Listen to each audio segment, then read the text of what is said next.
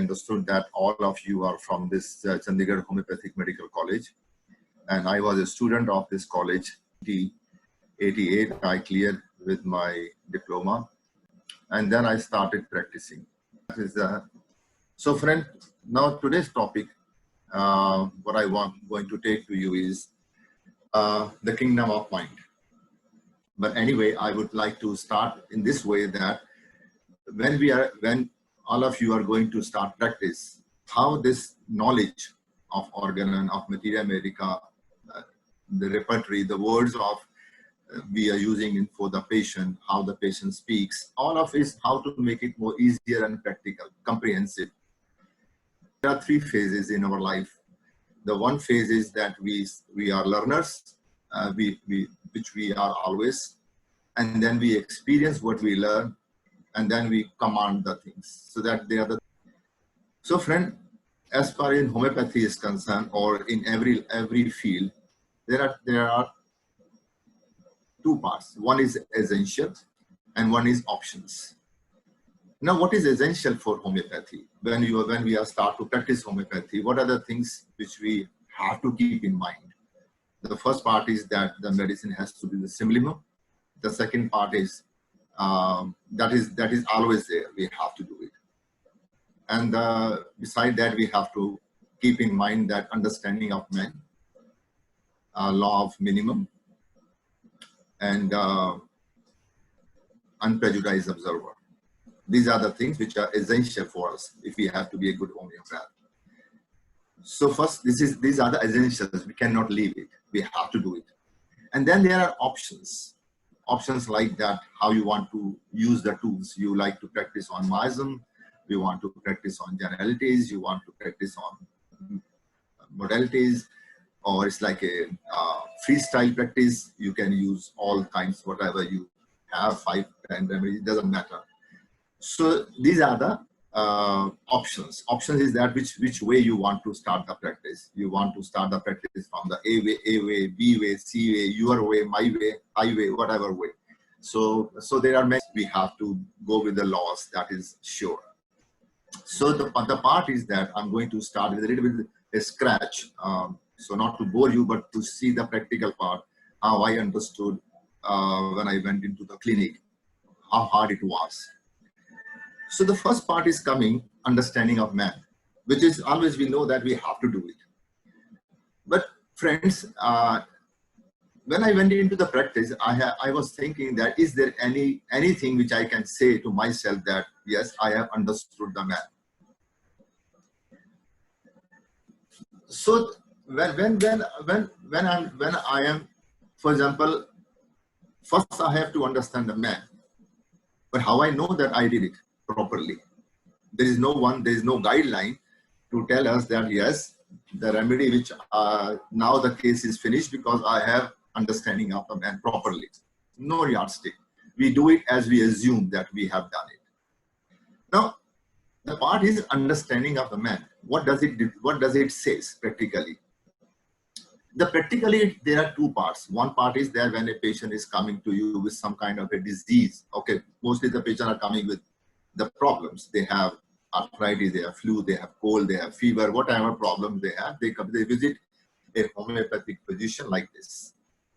Now, homeopathic physician's job is that to ignore this part of that if the patient is suffering from flu or cold or cough or cancer or arthritis, but he has to understand the man. So that is our part.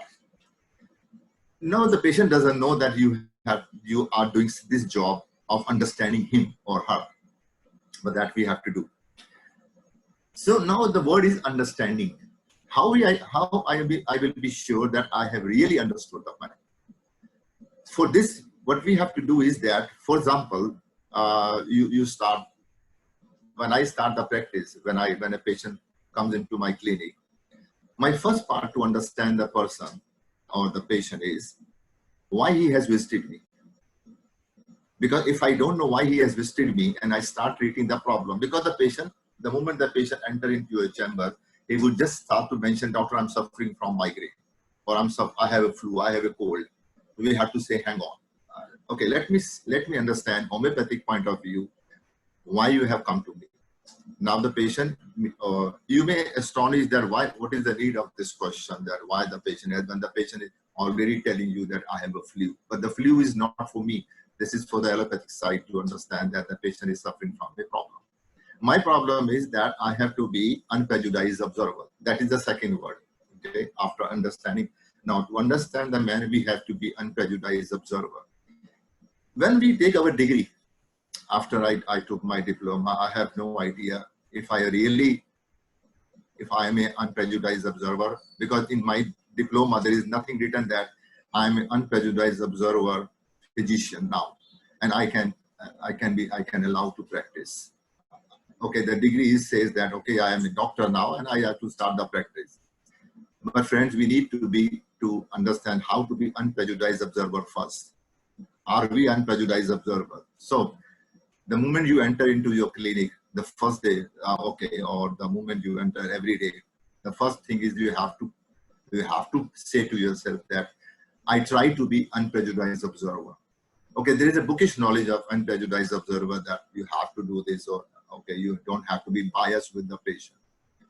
So the first part where we get bias, for example, we talk with our friend that today I have seen a case of flu. Today I have given a remedy to the arthritis patient. Today arthritic patient has come to me. Today a cancer patient has come to me. No, this is not our language. We have to say that today the Brineia patient has come to me. Today I have treated a Yersinia patient. That is our language. So it's the part is unprejudiced. It means that we have not to be biased. For example, a patient says, doctor, I'm suffering from migraine. And we start to ask the symptom of the migraine. Since when you have migraine, how long you are suffering from it. It's the right side or left side. It's a bilateral or unilateral. So we are biased. You will wonder that how we are biased. The thing is, the patient, the moment the patient says, I'm suffering from miasm, we believe him. We have not to believe him. The first part is that we have to ask the patient why he has come to me. Why you come to me? And now the patient says for migraine. Okay, is this the first reason for you to visit me to a homeopath?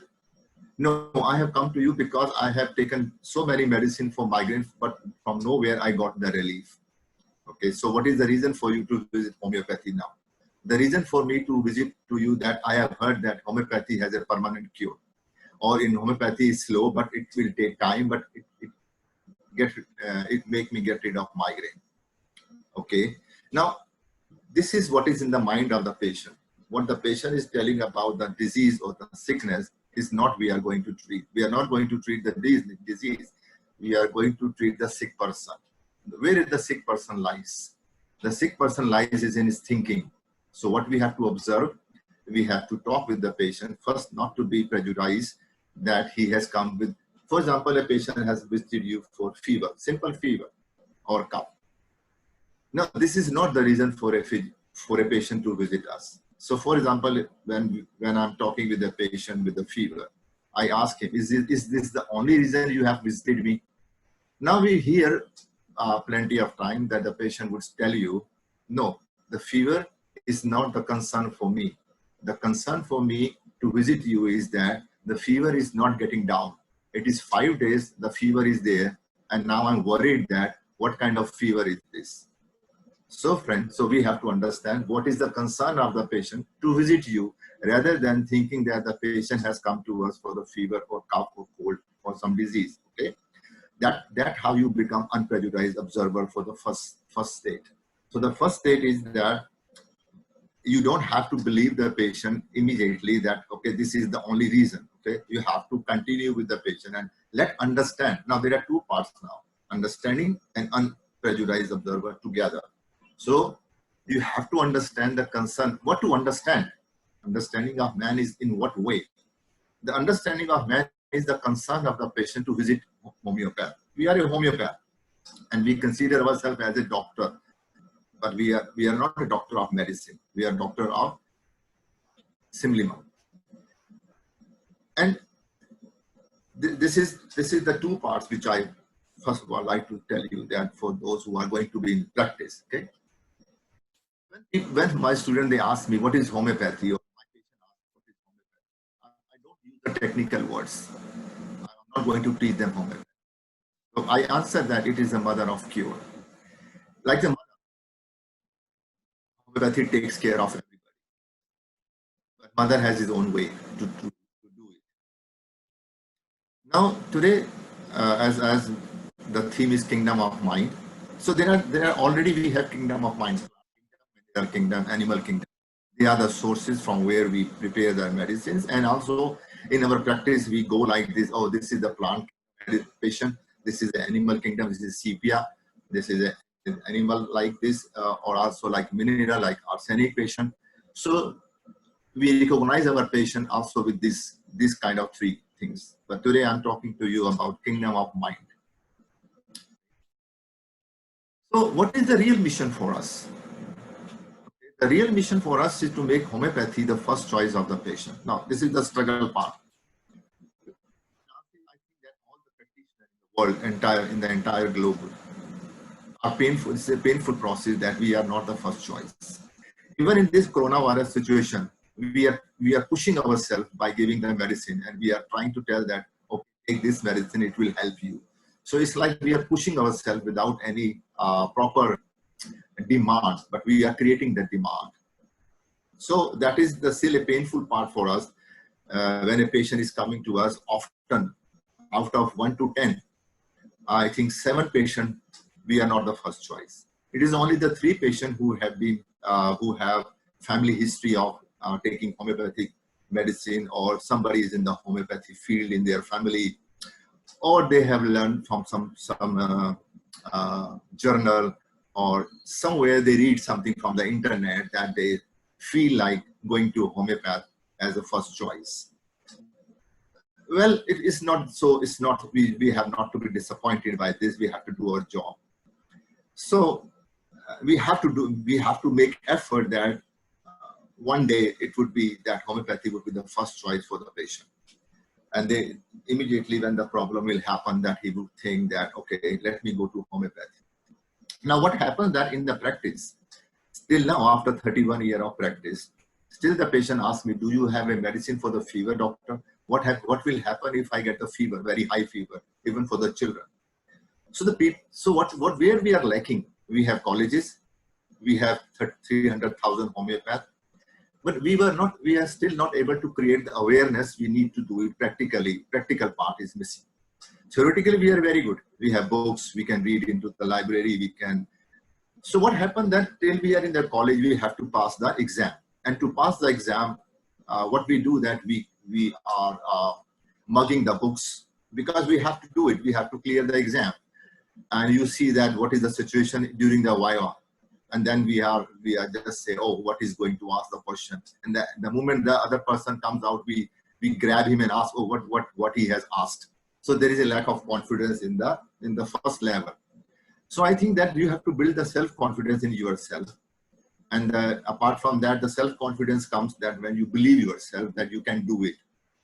And I understand that for the passing the exam, you need to do it. You need to mug the things. You have to just read the things and just write on the paper and get exam, and your task is to get the degree.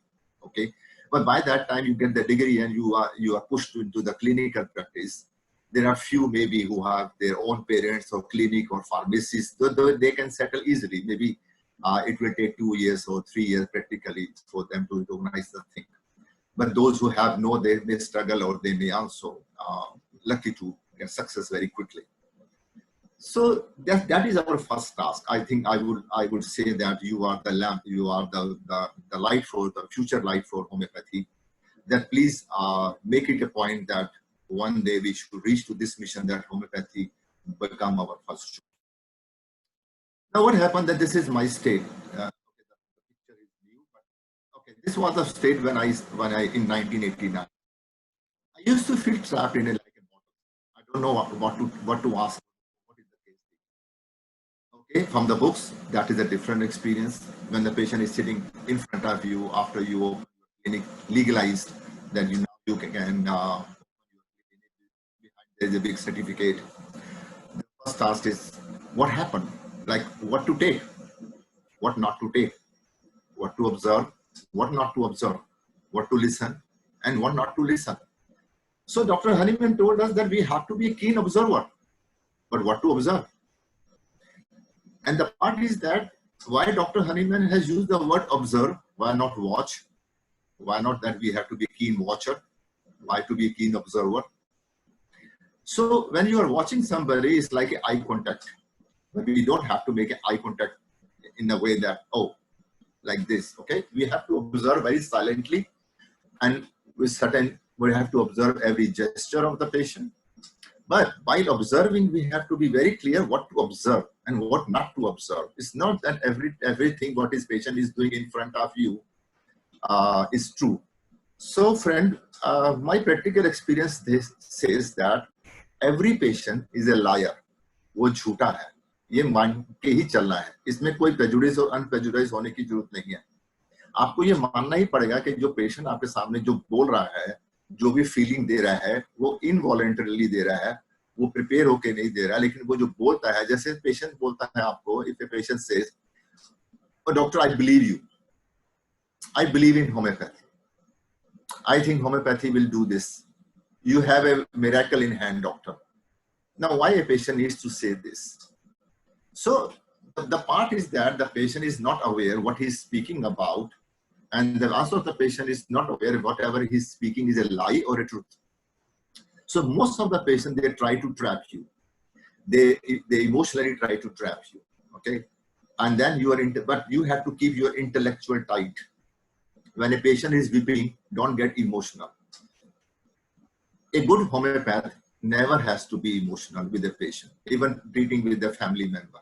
So that is why many times we are failed with our own family member, because we get emotional. My mother, my brother, my sister. The moment you put the my mother, your case is gone. You are not a successful then. My patient run away. Patient is never is yours. No patient is yours. Mind it, okay? Patient आपका सगा नहीं है. जब उसको दवाई लग जाएगी तो वो आपके गुणगान गाएगा. जब दवाई नहीं लगेगी तो आप डाकू हो जाओगे डॉक्टर से. So there is never a point that the patient believes you. Never. He only pays you and wants the result. उसको पैसा खर्च करना है और रिजल्ट लेना है बस आपसे.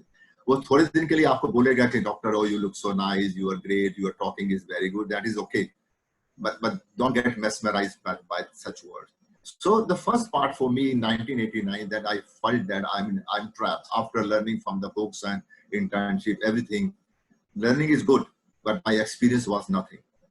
Though luckily I had my father with me, but I wanted to learn myself that what are the missing things.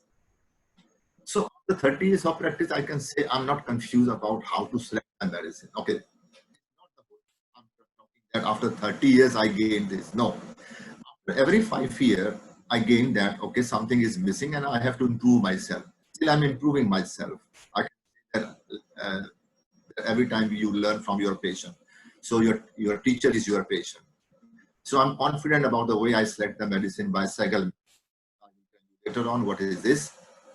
Now, it is a notion in the mind of patient that homeopathy is slow. One needs a lot of patient to cope with homeopathic treatment. मुझे लगता है कि जितना हम लोग 40% से 50% हम लोग पैसा कमा रहे हैं, वो पेशेंट इसी नोशन से ही कमा रहे हैं, क्योंकि पेशेंट को पहले ही पता है कि आपकी दवाई स्लो एक्ट करेगी, तो पेशेंट आपको ग्रेस देता है. अगर आपकी दवाई काम नहीं भी कर रही है तो वो ग्रेसफुली बेचारा हम्बल से आपको सबमिट कर देता है, हाँ डॉक्टर साहब दवाई धीरे धीरे ही काम करेगी. चलो हम सोचते हैं कि चलो हम लेजी हो जाते हैं कि चलो दवाई ढूंढेंगे. क्या करूं? अब मैंने बोला मार्किंग आ रही है.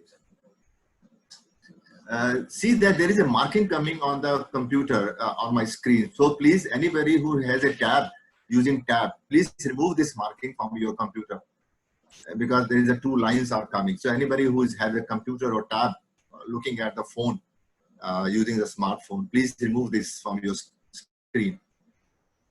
I can see that still it is coming red, blue. So please don't use the line pen. Don't use the pen on your screen or fingers, because it is disturbing. I can see the lines. Anybody, please remove it or don't use it. Okay. Now, when a patient, I have still after 30, when I'm hearing from the patient that why they have not come to homeopathy. This is a disadvantage also, advantage and disadvantage. Bigger is the disadvantage where the patient, they feel that homeopathy is slow and it will take time. And that's why they prefer allopathic medicine, because it's when they have pain, when they have something acute, then they have no other option but to go for allopathic medicine. And still that, in spite of all the big issues that we have, many methods, many big teachers, we could not remove this phenomena or the notion from the mind of the entire world that homeopathy is not slow. So where we are losing our practice, we are losing our practice in the acute cases. Now what happened that when you are dealing in a chronic case, we lose our patient immediately if something acute happens. Or you get the call from the patient that, doctor, now I'm suffering from fever. Actually, I did not contact you because the last 3 days I had the fever and I took paracetamol. And we failed to convince him that whenever, if he suffer from any kind of acute problem like headache or cold or cough, he must contact us. But that there we fail. And the patient, what happened that he feels that homeopathy is slow. Now, this is a wrong information has gone outside the world. How, I don't know. Now, getting back to this, that what Dr. Hahnemann has given us, he told us that the homeopathy, there are 3 formula which we write in the exam also, and we get 5 marks. That homeopathy has a rapidly, the cure is rapidly, gentle and permanent. Now, for the newcomers or those who are in the internship or homeopathy, how would you convince yourself when Dr. Hahnemann has told that the cure has to be rapidly, then how is possible that we say that our patient has tell us that homeopathy is slow? How it is possible? This is a contradiction. Somewhere we are not able to promote ourselves properly. We lack. So I try to tell my patient, no, it is not possible, that the relief with the homeopathy is in 30 seconds. It can start, but the patient never believes it, because he says, how is possible that you can cure? So how is possible that this rapidly has market like slow has gone as a slow in the market? Now rapidly, how rapidly means? It means that when you reach to the sublimum, then the rapidly things happen. But without that, it never happens. Then the word comes gently. Now we know the 2 words, aggravation and amelioration. What is the gently word actually means, and how will you convince the patient about this word? I talk with every patient about this word in my clinic, gently. Now the gentle word has come from the soap. When you clean your clothes, soap with the soap, it's like a gentle wash. Now it means that if there is an aggravation or something, what is the reaction of homeopathic medicine is that to act gently. It means to remove the dirt but not to lose the brightness of the cloth. So what happened that जब हम दवाई देते हैं तो aggravation होती है. Aggravation ऐसी होनी चाहिए कि पेशेंट को ना पता चले. अगर पेशेंट को पता चलता है कि aggravation हो गई है तो वो दवाई आपकी सिमिलिमम नहीं है. तो जेंटली का मतलब ये है कि पेशेंट को एग्रेवेशन हो भी जाए और उसको पता भी ना चले कि, और उसको लगे कि मैं ठीक हो रहा हूं, बल्कि मैं और ब्राइट हो रहा हूं और मैं बल्कि खुश हो रहा हूं अंदर से. So that is the word gently means. So it's like that. So what is homeopathy? So homeopathy works like a clean. We are a cleaner.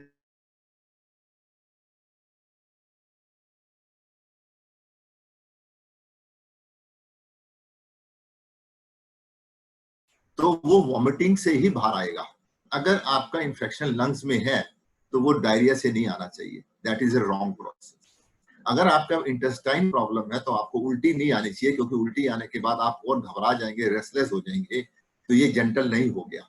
अगर इंटेस्टाइनल इंफेक्शन है तो वो डायरिया के रूप में है, उससे बाहर आना चाहिए. अगर जो भी, इसका मतलब है कि जो भी प्रॉब्लम है वो जिसके पास है, जैसे पसीना आना है, अगर आपका जो लिम्फ नोड्स के हैं और वहां पे अगर आपके आर्म पिट्स में पसीने आना है, पोर्स खुले हैं, पसीना आना है, तो आना भी चाहिए, लेकिन वो ऐसे आना चाहिए कि पेशेंट को डिस्कम्फर्ट बिल्कुल नहीं होना चाहिए. That is called gently. The third word which is very important, that which patient have caught. लोगों को एक बात समझ में आ गई कि होम्योपैथी जो है ना वो परमानेंटली क्योर करती है. अब इसको समझाते समझाते 30 साल हो गए और मेरे को समझते हुए 30 साल हो गए कि भाई ये परमानेंट वर्ड, डॉक्टर हनीमैन का कंसेप्ट क्या था परमानेंट क्योर करने का? क्या मतलब अमर हो गया पेशेंट, जिंदगी में अब उसको कभी भी कोई तकलीफ नहीं होगी, या वो सोचता है कि डॉक्टर साहब मेरा बीपी, अब जो पेशेंट मेरे पास आते हैं, most of the time they say that doctor, I have been suffering from blood pressure for the last 10 years. The reason I want to spend, the reason I came to homeopathy now, that somebody has told me, I read it, or I was watching a TV that somewhere it is written that homeopathy has a permanent cure on the website. Now this person is naive. He doesn't know what does it means. Permanent means what? It means that I give the medicine today and tomorrow his blood pressure is gone for the life and he will never suffer from blood pressure. So what is permanent? How to convince? How to tell this word when a patient is saying that homeopathy has a permanent? You believe that 60% of homeopaths are earning the money because of only this word. Even if they are giving the result or not, I am not sure about it. But when a patient says, I come to homeopathy because it has a permanent cure, we just say, oh, yes, very good. Yes, I also believe it. But have you ever experienced in your life that you have get rid of your problem permanently? No, you never had such an experience. So how to make this word properly in the mind of the patient, that what is permanently happen, how it happens. So to work, homeopathy has a potential to delete the problem from the life of the patient, but it has a process. So to get rid of the problem, permanently means to get rid of the problem from the life, but after the death also. When you die, there is no problem. So why the patient doesn't want? So for example, a patient, now I start the case taking from here. When, for example, a patient says that, doctor, I have come to homeopathy because I want permanent cure now. It's a very common phrase for us, and we just think, okay, it is a normal phrase and we just keep in our book and we forget about it. No, here you have to properly give service to the patient. So the first thing is that why your patient want permanent relief. This is the first part of the case taking.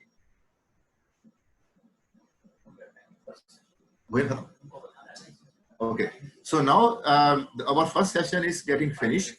After 5 minutes, it will break. The connection will break. Don't worry. You have to log on after 5 minutes again, and the session will start. Same ID, same password. Okay. The moment it will